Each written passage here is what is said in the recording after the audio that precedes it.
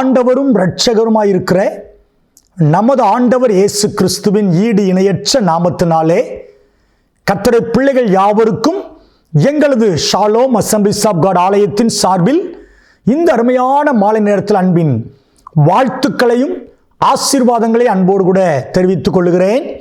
அருமையான கர்த்தருடைய பிள்ளைகளே, எங்கள் சபை மூலமாய் வருகிற உங்கள் சமாதானத்தின் நேரம் இந்த நிகழ்ச்சிக்கு உங்கள் எல்லாரையும் அன்போடு வாழ்த்தி வரவேற்கிறேன்.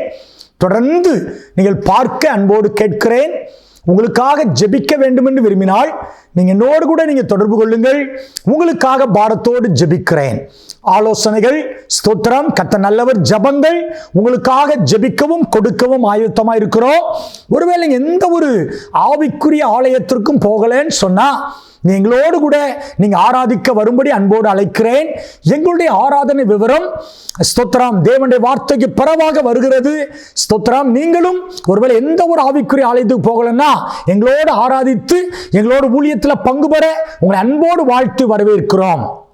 இந்த நாளிலும் யோவான் சுவிசேஷத்திலிருந்து ஒரு வார்த்தையை உங்களுக்கு சொல்லி உங்களுக்காக ஜெபிக்கிற விருப்பப்படுகிறேன். யோவான் 10ஆம் அதிகாரம் 15வது வசனத்தை வாசிக்கிறேன்.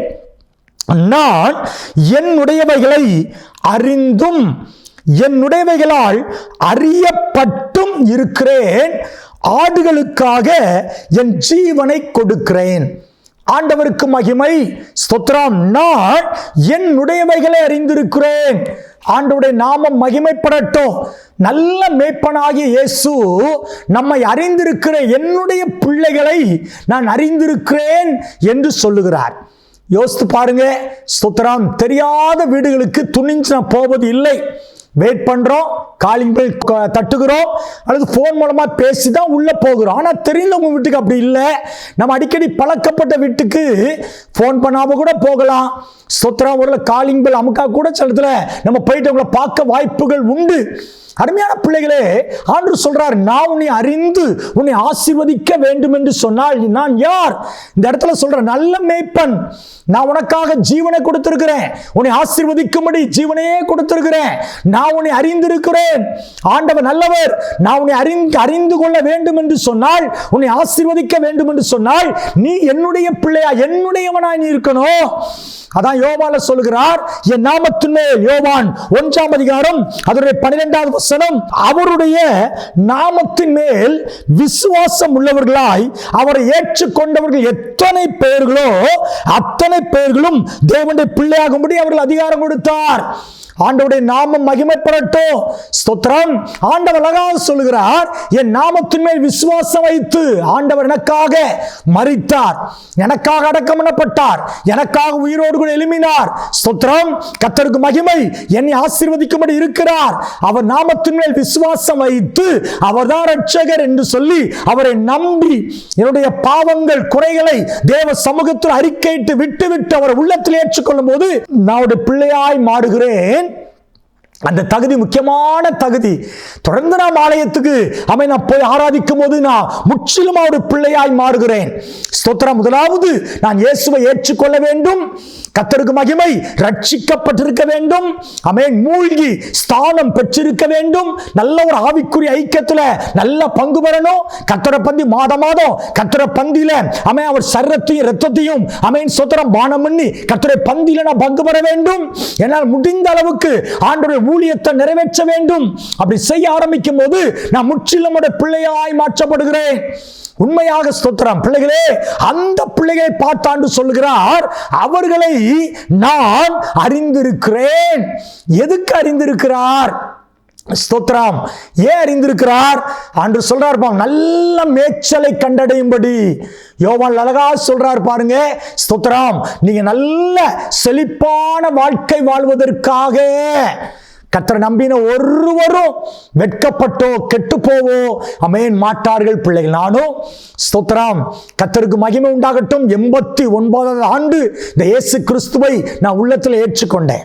எத்தனையோ கஷ்டங்கள், எத்தனையோ பாடுகள், எத்தனையோ காரியம் வந்தாலும் இந்த ஆண்டவர் நீ ஆசீர்வதித்திருக்கிறதை ஆமென் ஸ்தோத்திரம், ஆசீர்வதித்து கனம் பண்றதை நான் பார்க்கிறேன். உங்களையும் தேவன் ஆசீர்வதித்து கனம் பண்ணுவார். உங்களை அறிந்திருக்கிறார். சில வார்த்தைகள் சொல்ல. ஆதியாகமத்தின் புஸ்தகம் 37ஆம் அதிகாரம் அதனுடைய 24வது வசனத்தை நான் வாசிக்கிறேன். பாருங்கள். யோசேப்பு அவனை எடுத்து அந்த குழியிலே போட்டார்கள். அது தண்ணீர் இல்லாத வெறும் குழியா இருந்தது. அன்பு பிள்ளைகளே, யோசேப்புடைய வாழ்க்கையை தேவன் அறிந்திருந்தார். யோசேப்பு தேவனுடைய பிள்ளை. ஆமென். ஆண்டவருக்கு மகிமை. தகப்பன் சொன்னதெல்லாம் கேட்டு கீழ்ப்படிந்து வாழ்ந்த ஒரு தேவனுடைய மனிதன். ஒருவேளை யோசேப்புடைய வாழ்க்கை உங்களுக்கு தெரிந்திருக்கலாம், தெரியாமல் இருக்கலாம்.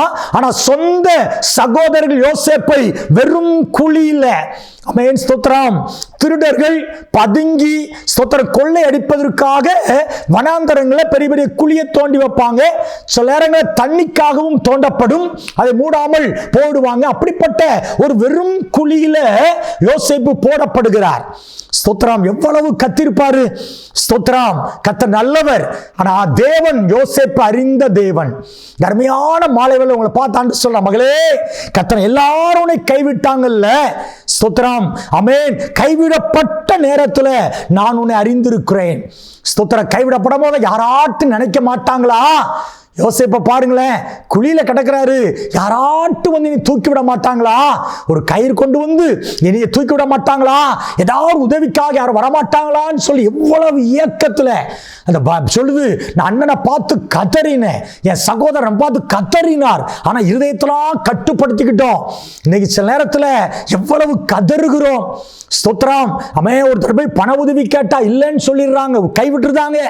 நம்ம எத்தனையோ உதவி செஞ்சிருப்போம். ஆனா நம்ம ஒரு உதவின்னு போனா அவன் ஸ்தோத்திரம் கண்டும் காணாம கடினமா பேசி நம்மை துரத்து விட எத்தனை அனுபவத்தை சந்திச்சிருக்கிறோம். அன்பு பிள்ளைகளே, கைவிடப்பட்ட நேரங்களில், நல்லா சொல்றேன், கைவிடப்பட்ட நேரங்களில் உங்களை அறிந்த தேவன் ஆசீர்வதிக்க, உங்களை கை தூக்கி விடுவதற்கு ஒரு தெய்வம் இருக்கிறார். யோசேப்பை கை தூக்கி விட்டார். இந்த குழியிலிருந்து அவன் தூக்கி விடப்படுகிறார். அருமையான கர்த்தர் பிள்ளைகளே, ஸ்தோத்திரம். அவரை ஆண்டவர் எவ்வளவு உயர்த்தினார் தெரியுமா? எகிப்து தேசம் முழுவதுக்கும் ஒரு பெரிய அதிகாரியாய் மாற்றார். சொல்லட்டா, கர்த்தர் ஸ்தோத்திரம் ஒரு மனுஷனை அவன் கைவிடப்பட்ட நேரத்தில் தூக்கி அவர் தலை நிமிர்ந்து வாழ வைப்பார். கைவிட்டுட்டா சந்தோஷப்படுங்க. உங்க அண்ணன்மார், அக்காமார், சகோதர சகோதரிகள் எல்லாரும் கைவிட்டாங்களா? ரொம்ப சந்தோஷமா இருங்க. ஏன்னா சிலதை சொல்லி காட்டுவாங்க, நான் தான் அவனுக்கு உதவி செய்து, நான் தான் அவனுக்கு கொடுத்து பெரியாள் ஆக்கிட்டேன். கொடுத்தது கொஞ்சம், ஆனா சொன்னது ஆமென் ஸ்தோத்திரம் 1000 வார்த்தையில் சொல்லிடுவாங்க. ஓ மகளே, நீ கைவிடப்பட்ட சொல்லி இருக்கிறாயோ, எல்லாரும் உன்னை கைவிட்டாங்களோ, ஸ்தோத்திரம் சொல்றேன், உன்னை கை தூக்கி விடுகிற ஆண்டவர் உன்னை அறிந்திருக்கிறார். அவர் மேல முற்றிலுமா நம்பிக்கையோ இடு. என் ஆண்டவர் என்னை ஒரு நாளும் கைவிட மாட்டார், கை தூக்கி விடுவார் என்பதில் ஆமென் நீ சந்தோஷமா மனமகிழ்ச்சியா இரு மகளே. ஆண்டவருடைய நல்ல நாமத்திற்கு மகிமை உண்டாகட்டும். இரண்டாவது பாருங்க, ஆமென் 1 சாமுவேல் ஆமென் 1ஆம் அதிகாரம் 17வது வசனத்தை நான் சொல்லுகிறேன். 1 சாமுவேல், ஆண்டவருடைய நாமம் மகிமைப்படட்டும். 1ஆம் அதிகாரம் 17வது வசனத்தை நான் வாசிக்கிறேன். ஆண்டவருக்கு மகிமை உண்டாகட்டும். அதற்கு ஏலி, சமாதானத்தோடு போ, நீ இஸ்ரவேலின் தேவனிடத்தில் கேட்ட உன் விண்ணப்பத்தின்படி அவர் உனக்கு கட்டளையிடுவாராக என்றான். ஆண்டவருடைய நாமம் மகிமைப்படுவது. ஸ்தோத்திரம்.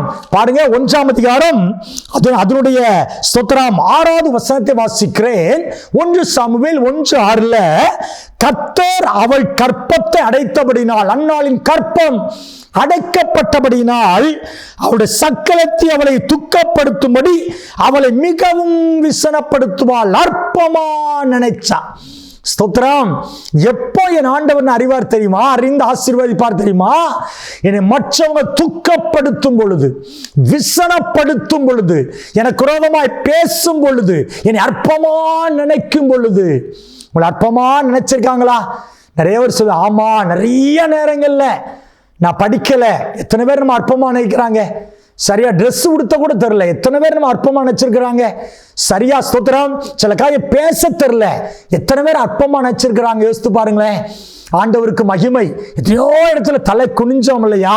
இன்னைக்கு ஆண்டவர் உங்களை பார்த்து, அன்பு சகோதரா, அன்பு சகோதரி, அன்பு பிள்ளைகளே, கர்த்தர் உங்களை பார்த்து சொல்றாரு, நீ அற்பமா நினைக்கப்படுற இடத்துல உன்னை அறிந்திருக்கிறேன். ஸ்தோத்திரம். ஒரு ஸ்திரீ, பைபிள் ஒரு ஸ்திரீ, பாவம் செய்த ஸ்திரீ தான். அவன் இயேசுக்கு முன்னால நிப்பாட்டுறாங்க. எல்லாரும் தலை நிமிர்ந்து பார்க்கறாங்க. அந்த ஸ்திரீ தலை குனிஞ்சு அற்பமா பார்க்கப்படுறா. ஸ்தோத்திரம். வியாதினால உன்னை அற்பமா பார்க்கறாங்களா? ஏதோ ஒரு சின்ன தவறு பண்ணிட்டேன், அந்த தவறு மித்தம் உன்னை அற்பமா பார்க்கறாங்களா? படிப்பு சரியா வரல, அதான் நல்லா படிச்ச பிள்ளைங்க உன்னை அற்பமா பார்க்கறாங்களா? நீ செய்யற வேலை இல்லை, மற்றவங்களை பார்த்து ஞானமா செய்ய முடியல, அதை பார்த்து உன்னை அற்பமா நினைக்கிறாங்களா? அற்பமா நினைக்கிற உன்னை ஆமென் ஸ்தோத்திரம் அறிந்து உன்னை ஆசீர்வதித்து அநேக ஆயிரங்களுக்கு ஆசீர்வாதமாய் மாற்ற என் தேவன் ஆமென் காரியத்தை செய்ய முடியும் என்று சொல்லுகிறேன். ஆமென். அன்னாளின் தேவன் இன்றைக்கும் ஜீவனோடு இருக்கிறார். அற்பமா இணைக்கப்பட்ட அன்னாள் வாழ்க்கையை கர்த்தர் ஆசீர்வதித்தார். அன்னால பேசுறோம் பாருங்க, எவ்வளவு பேசுறோம். சாமுவேல் தீர்க்கதரிசியை நம்ம எப்பெல்லாம் பேசுறோமோ அப்பெல்லாம் அன்னால பேசுறோம், தாயார பேசுறோம். ஸ்தோத்திரம்.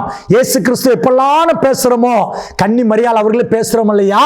அதே போலதான் நம்ம ஆண்டவர் ஸ்தோத்திரம் அன்னாளை கனம் பண்றார். ஸ்தோத்திரம். தீர்க்கதரிசியிலே பிரதான தீர்க்கதரிசி, நல்ல ஒரு ஆசாரியன், ஆண்டவருக்கு மகிமை.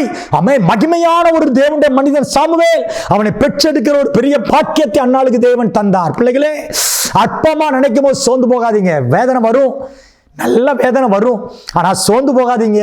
அந்த அற்பமாக இருக்கிற நாட்கள் முடிந்து போகும். துக்க நாட்கள் முடிந்து போகும் சொல்லலையா? அன்னாளின் துக்கத்தை முடிய ஏலி சொல்றாரு, நீ சமாதானத்தோடு போமா, இஸ்ரவேலின் தேவன்கிட்ட கேட்டல்ல, உன் கேட்டதை கர்த்தர் கண்டிப்பா நான் சொல்லட்டா, நீங்க மனுஷன்ட்ட அழுறதுக்கு முன்னால போ நிக்காதீங்க, அழாதீங்க. எந்த மனுஷனுக்கு முன்னாலையும் கண்ணீர் விடாதீங்க. உங்க பிரச்சனையை வாய் திறந்து சொல்லாதீங்க.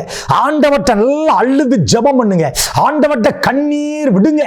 ஆண்டவருக்கு மகிமை. என கண்ணீரை காண்கிற தேவன் மனுஷன் மூலமா எந்த விதத்திலாவது ஆண்டவர் உதவி செய்வார். மனுஷன் நம்பி அவன்கிட்ட போய் கண்ணீர் சிந்துனா அவன் இருதயம் ரொம்ப சந்தோஷப்படும். வெளிய முகத்தை ஒருவேளை சுண்டி வச்சுக்கிட்டாலும் உள்ள சந்தோஷப்படும். கண்ணீர் வடிக்காப்பாரு, கண்ணீர் வடிக்காப்பாருன்னு சொல்லுவான். எந்த மனுஷன் கண்ணீர் வடிக்காதீங்க பிள்ளைகளே. அற்பமா நினைக்கிற நேரத்துல நம்மை நினைத்து அல்லது நம்ம அறிந்து ஆசீர்வதித்து கனம் பண்ணுகிற ஒரு தெய்வம். அற்பமா நினைக்கிறாங்கப்பா, மகளே சோர்ந்து போகாதே, சோர்ந்து போகாதே. மூன்றாவது நான் சொல்லுகிறேன். 1 சாமுவேல் 30ஆம் அதிகாரம் அதனுடைய 4வது வசனத்தை நான் வாசிக்கிறேன். 1 சாமுவேல் 30ஆம் அதிகாரம் 4வது வசனம். அப்பொழுது தாவீதும் அவனோடு இருந்த ஜனங்களும் அழுகிறதற்கு தங்களில் பலன் இல்லாமல் மட்டும் போக மட்டும் சத்தமிட்டு அழுதார்கள்.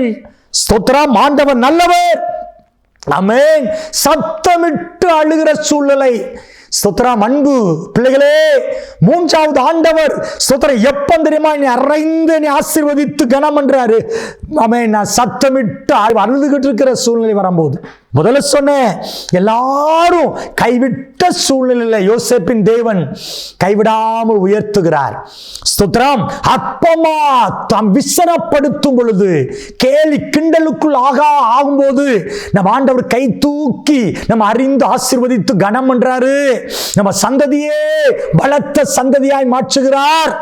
3வது சொல்லுகிறேன், நான் தனிமையில் அழுது கொண்டிருக்கும் பொழுது ஐயோ என்னால் அடக்க முடியல, இந்த வியாதி என்னால இந்த காரியத்தினால என்னால வேதனை, வியாதி, கடன், நெருக்கம், பாடுகள் என் வாழ்க்கை வந்து என்னை அமைத்திருக்கிறதே, நான் யார்கிட்ட போய் அழுவேன்? சில இடத்துல நம்ம கண்ணீர் வடிக்க முடியலையா? பெட்ரூம்ல இருந்து எத்தனை தடவை கண்ணீர் வடிச்சிருக்கிறோம். வாழ்க்கையில் நினைச்சு கண்ணீர் வடிச்சிருக்கோம் இல்லையா? எவ்வளவு வேதனைப்பட்டிருக்கோம். யாருக்கு முன்னால கண் வடிக்க நம்ம பயந்து போய் நம்ம ரூம்ல போய் கண்ணீர் வடிச்சிருக்கிறோம். ஸ்தோத்திரம். உங்க மனைவிக்கு தெரியாது, உன் கணவனுக்கு தெரியாது, உன் பிள்ளைகளுக்கு தெரியாது, உன் பேரண்ட்ஸுக்கு தெரியாது, உன் நண்பனுக்கு தெரியாது. உன் பிரச்சனை நினைச்சு நீ எவ்வளவு அழுது இருக்கிற மகளே. ஸ்தோத்திரம். உன் அழுகையை பார்க்கிற தேவன், அறிந்த தேவன் பார்த்திருக்கிறார். மகளே, உன் அழுகையை கர்த்தர் நிச்சயமா மாற்றுவார். உன் அழுகைக்கு நிச்சயமாய் பலனை கர்த்தர் கொடுப்பார். இங்க தாவீது அழுகிறார். தாவீது அழுகிறார். ஆமென். ஸ்தோத்திரம். கர்த்தர் நல்லவர்.